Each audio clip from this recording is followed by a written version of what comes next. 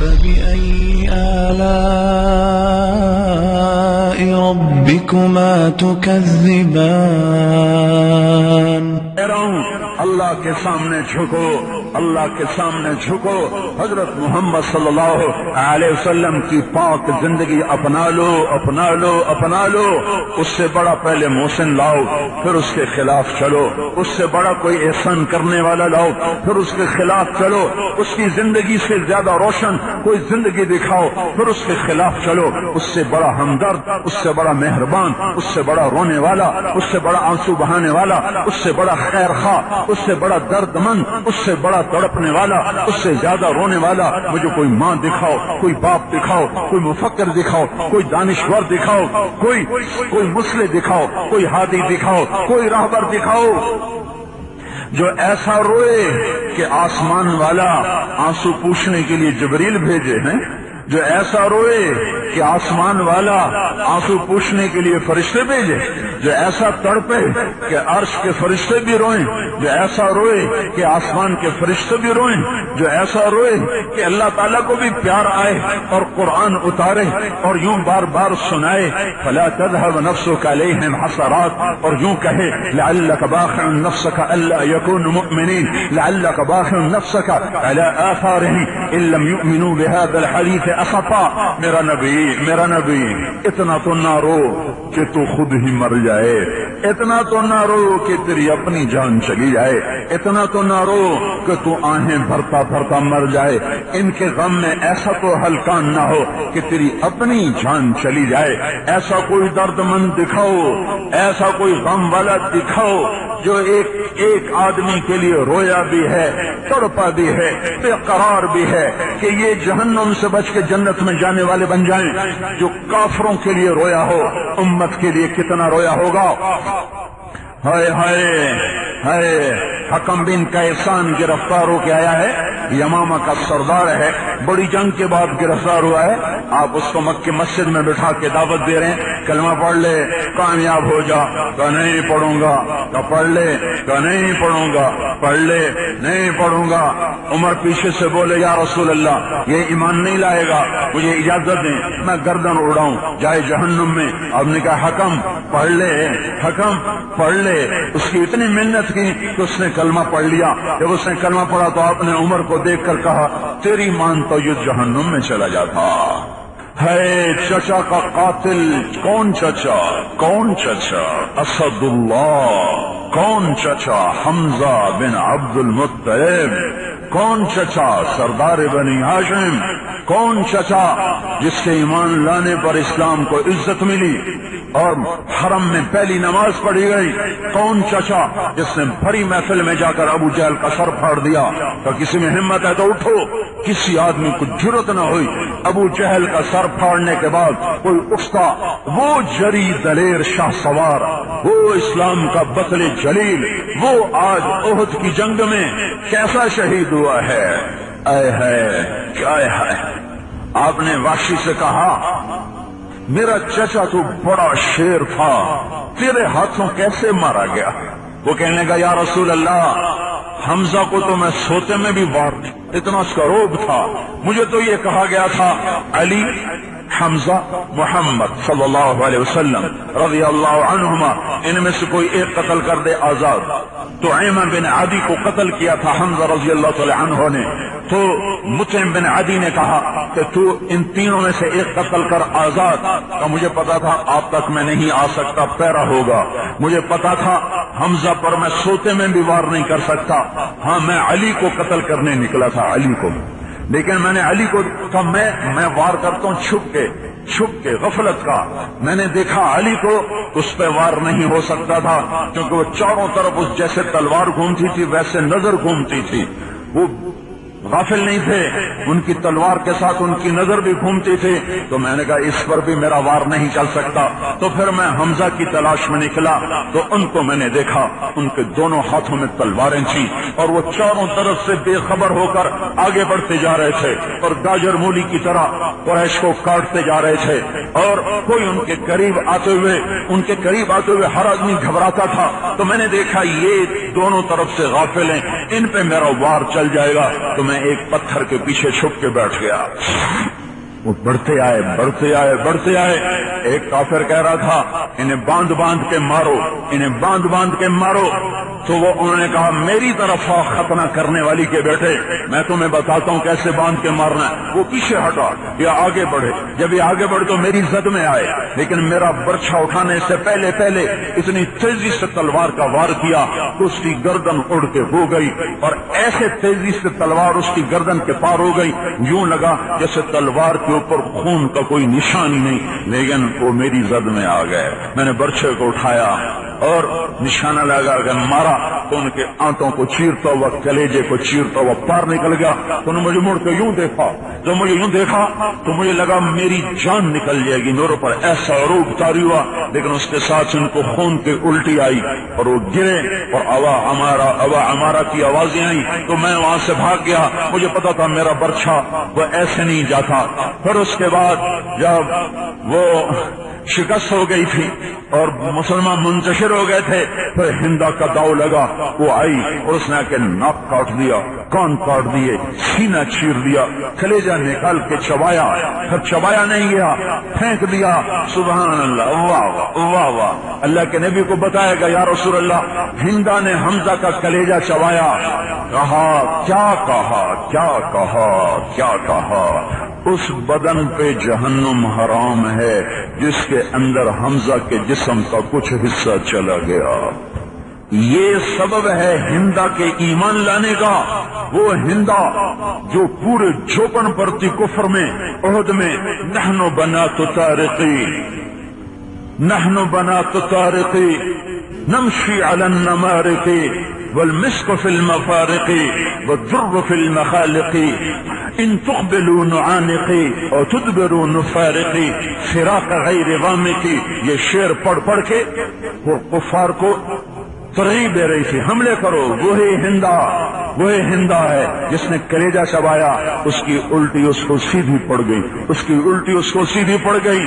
اس کے اندر میں کلیجے کا ایک ٹکڑا گیا, یہی ٹکڑا ایمان کا سبب بنا.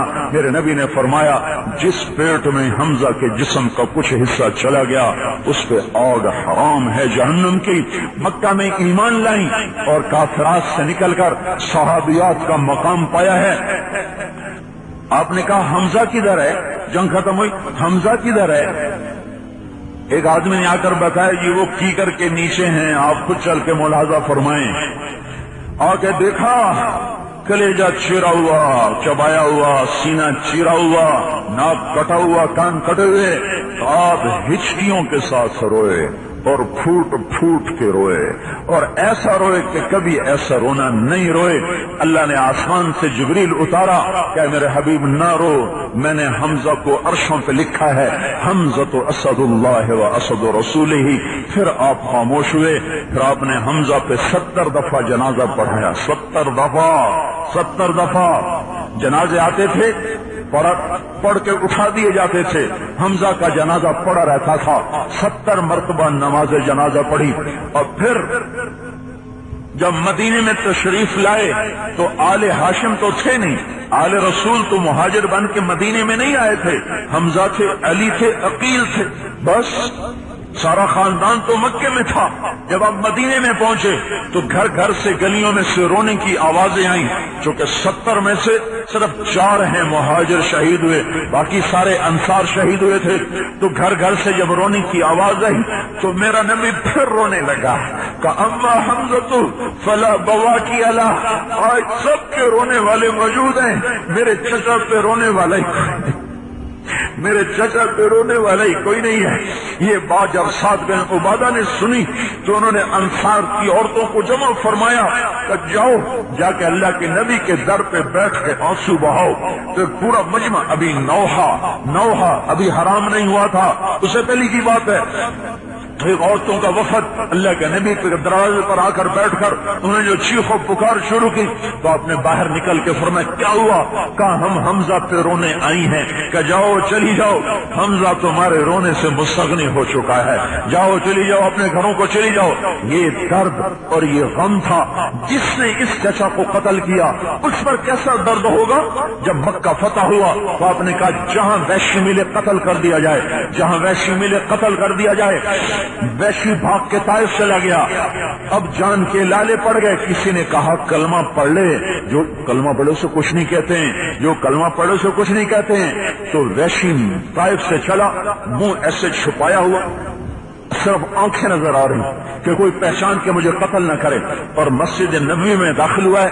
اللہ کے نبی یوں بیٹھے ہوئے تھے، نیچے گردن کر کے کسی سوچ میں تھے، تو سامنے آ کر یوں سے نقاب کو یوں ہٹایا کہ اشہد ان لا الہ الا اللہ و اشہد انک رسول اللہ۔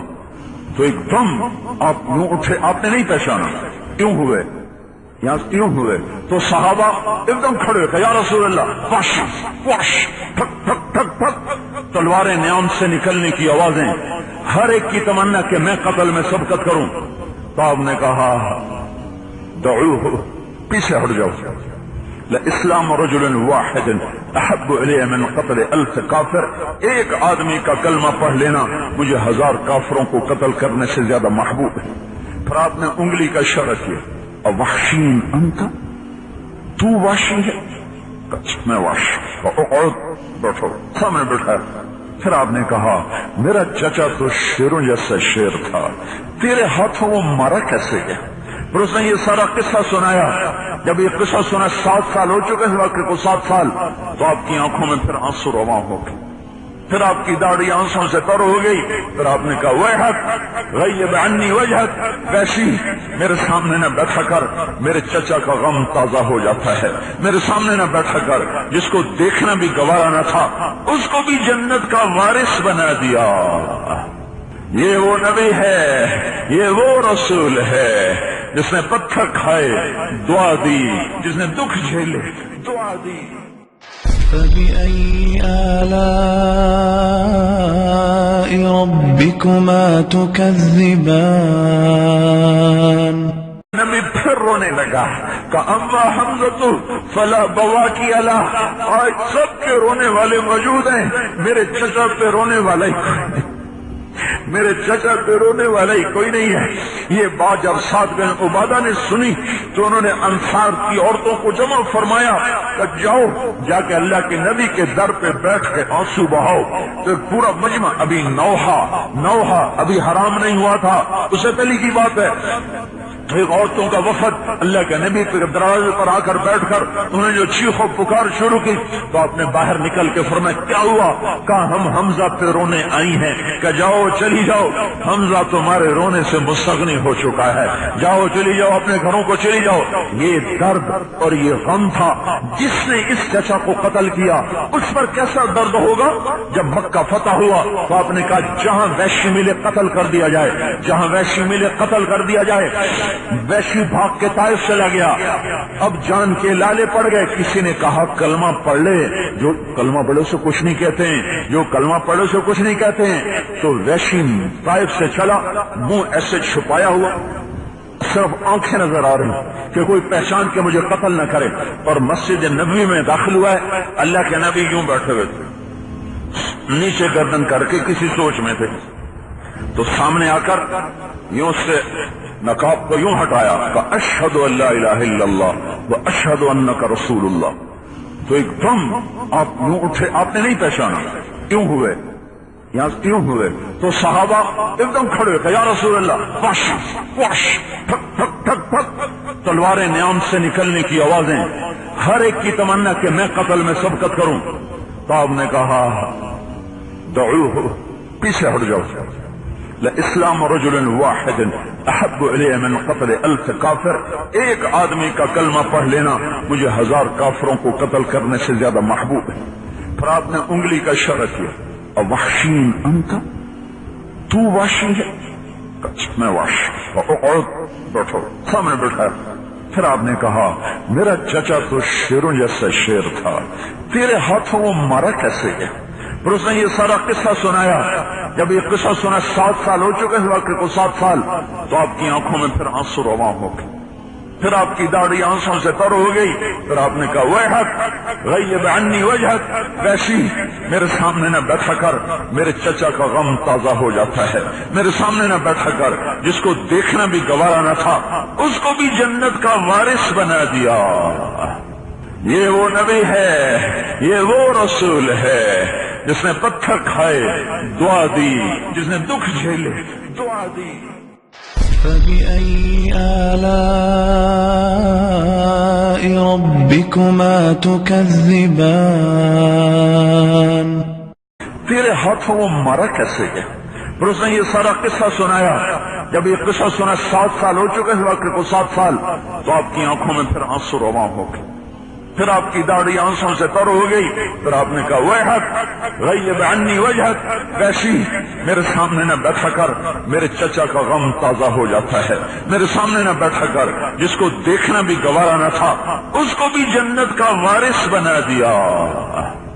یہ وہ نبی ہے، یہ وہ رسول ہے جس نے پتھر کھائے دعا دی، جس نے دکھ جھیلے دعا دی۔ فبأي آلاء ربكما تكذبان؟ جس نے دکھ جھیلے دعا دی۔ فبأي آلاء ربكما تكذبان؟